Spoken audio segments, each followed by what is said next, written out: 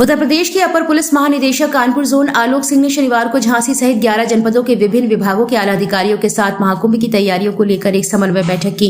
यहां पर आयुक्त सभागार में आयोजित बैठक के बाद पत्रकारों से बात करते हुए एडीजी कानपुर ने बताया कि महाकुंभ की तैयारी के लिए और विशेष रूप से 11 जिलों के अधिकारियों के साथ समन्वय बैठक आज हुई है।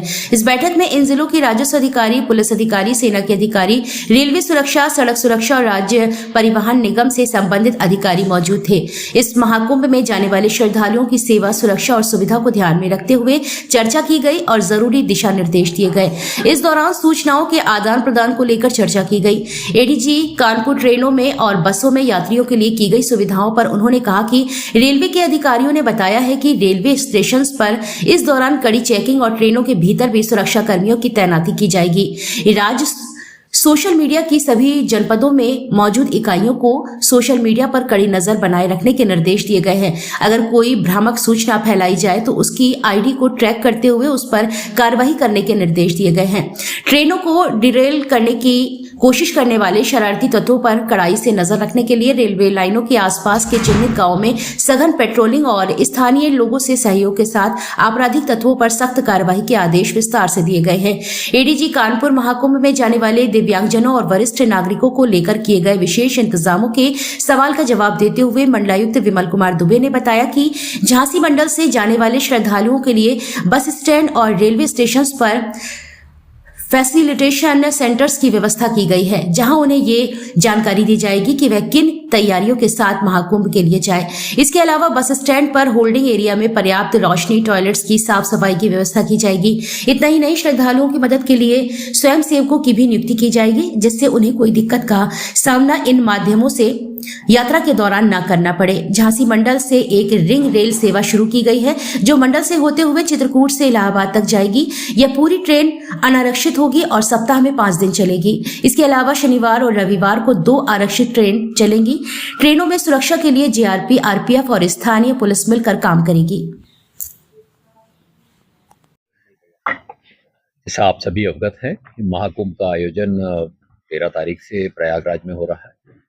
इसी कुंभ की तैयारी, महाकुंभ की तैयारी के लिए और एक समन्वय के लिए एक विस्तृत आज चर्चा हमारी हुई है यहाँ पर। उसमें 11 जिले से राजस्व अधिकारी, पुलिस अधिकारी, उसके अतिरिक्त फौज के हमारे अधिकारी और रेलवे सुरक्षा के से संबंधित अधिकारी यहाँ पर मौजूद थे। सड़क सुरक्षा से संबंधित अधिकारी थे, आरटीओ साहब थे यहाँ पे, जो हमारी स्टेट ट्रांसपोर्ट कॉर्पोरेशन है उसके सभी अधिकारी यहाँ मौजूद थे।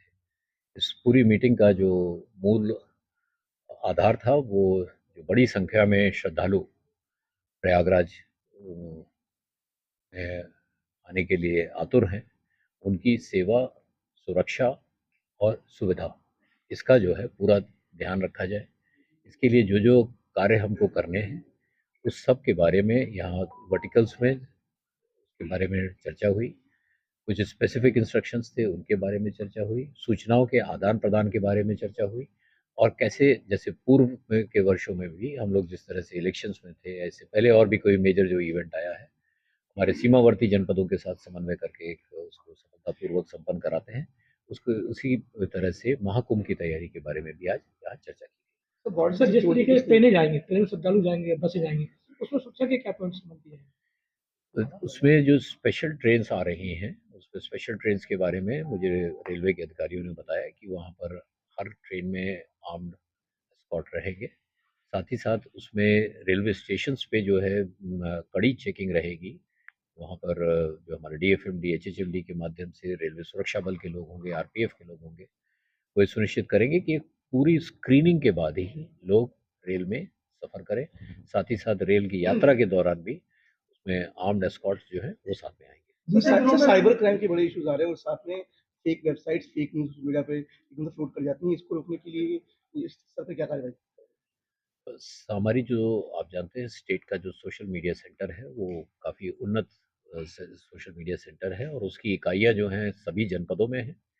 ये सभी को सेंसिटाइज किया गया है कि सोशल मीडिया पे 24/7 निगाह रखें और अगर कोई भी इस तरह का शरारतपूर्ण कोई मैसेज आता है तो उसकी आईडी को ट्रैक करते हुए उस पर कार्रवाई करें। सर, रेल को डिरेल करने की भी कई घटनाएं पिछले दिनों सामने आई हैं। और लगातार महाकुंभ को लेकर भी इस तरह की धमकियां मिल रही हैं, इसको लेकर के क्या अलर्ट?